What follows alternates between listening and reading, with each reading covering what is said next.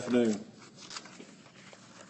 I'm Undersheriff Pat Ivey, and I'm going to give you some information on an arrest of a police officer that we just made late this morning, early afternoon. Police Officer Adam R. Boyd is a 14-year veteran with the Jacksonville Sheriff's Office, was arrested earlier today for one count of grand theft, one count of petty misdemeanor theft, and one count of official misconduct. The charges stem from the officer being paid for secondary employment jobs in which he was not at the job sites where he was supposed to be. Therefore, he received full compensation from those private companies as if he was there working the allotted time that he said he was. The official misconduct is in reference to him falsifying the record, saying he was there when he wasn't. So you have received, I think, a copy of the arrest docket, also his concise history, which is, there's not a whole lot on it, but I'll take a few questions. These secondary jobs, what kind of jobs were they? Were they JSO jobs or? So secondary employment, to give you all a little history or an explanation on what secondary employment is. As a police officer, they can,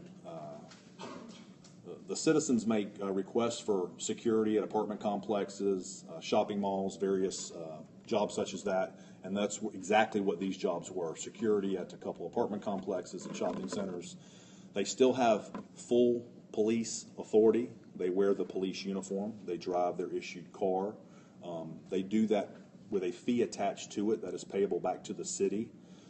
But they have the police power, but they're working for those private entities. So I see that there's 7 victims listed. So 7 different locations? Was it just 7 times, or those were the different secondary employment places? Those are different jobs. Each one of those represent an actual independent from the city or the Jacksonville Sheriff's Office victim. So he could have worked multiple days at 2150 Emerson Street, Sable Palm apartment complex. Each one of those just represents different victims. Is there a certain amount of income that? It's it'll be in a copy of the warrant. Total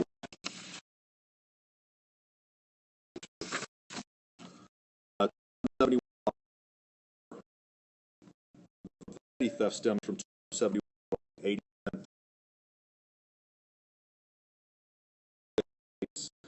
Then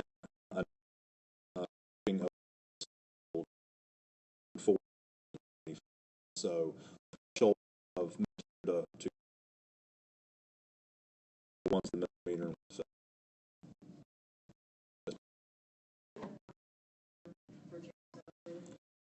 we have not other things that we're looking at, but specifically that we have.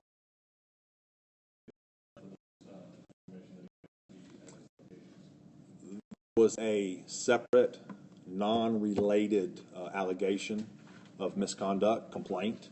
We began conducting that investigation, and in doing that investigation, uncovered this conduct. Any questions? So where does it stand for officer now, and what's the process for it? He was arrested this morning. I believe he's already bonded out of jail, and he has to go through the criminal process, which is obviously everybody else has to do, and then there is the situation involving his employment. We have an administrative process that he does when the criminal process is completed. So if he chooses to attempt to continue his employment with the Jacksonville Sheriff's Office, we look at those administrative situation when the criminal piece is over. He is suspended or placed on emergency suspended right now without pay. So that's effective as soon as he went to jail. Anybody else? Any other problems with this officer in his past? We've provided you. He's got some prior complaints, citizen complaints, but nothing that's overly significant.